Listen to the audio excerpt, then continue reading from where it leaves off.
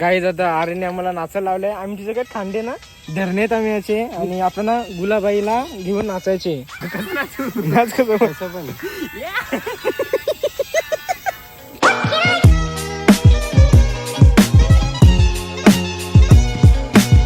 नमस्कार मित्रांनो, आपल्या मिनी ब्लॉग मध्ये आपलं स्वागत आहे. आज कॉलेजमध्ये मोठा नंगा नाच होता कारण की आज फिजिक्सचा पेपर होता. डोकं खाल्लंय ठीक आहे बोल ना.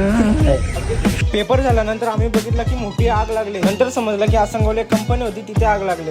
घरी आल्यावर नंतर बघितलं की मम्मीने मस्त भाकर, भेंडीची भाजी आणि शेपू बनवलेली. जेवणानंतर माझं मन झालं काहीतरी गोड खायला. त्यानंतर मी दुकानात गेलो आणि क्रोसन घेतला. क्रोसनच बोलतो काय मला प्रोनाऊन्स नाही करते. त्याच्या आतमध्ये व्हॅनिला आईस्क्रीम स्प्रेड केली. एक नंबर लागला, तुम्ही इथे ट्राय करा. संध्याकाळी आम्हाला मंदिरात जायचं होतं म्हणून मी प्रशांतला घ्यायला गेलो, पण त्याच्या आधी मी गोडाऊन मध्ये गेलो कारण की आज माझा कव्हर येणार होता. कव्हर घेतल्यानंतर आम्ही गेलो लगेच महाकालच्या भेटीसाठी. मी गप घरी जात होतो. प्रशांत बोलला चल चल, त्याने जबरदस्ती केली, चल चल पाणीपुरी खाऊ. मग आता जबरदस्ती पाणीपुरी खायला लागली. पाणीपुरी खायला आलो ठीक आहे, पण हा टीचर पण बार्गेनिंग करत होता. पाणीपुरी खाल्ल्यानंतर मी आलो घरी आणि मी गेली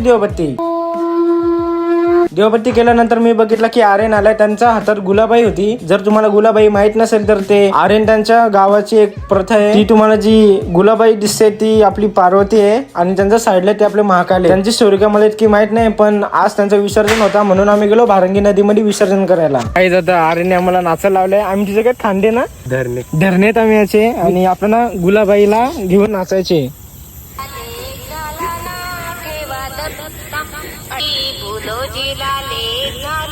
नाच कसं पण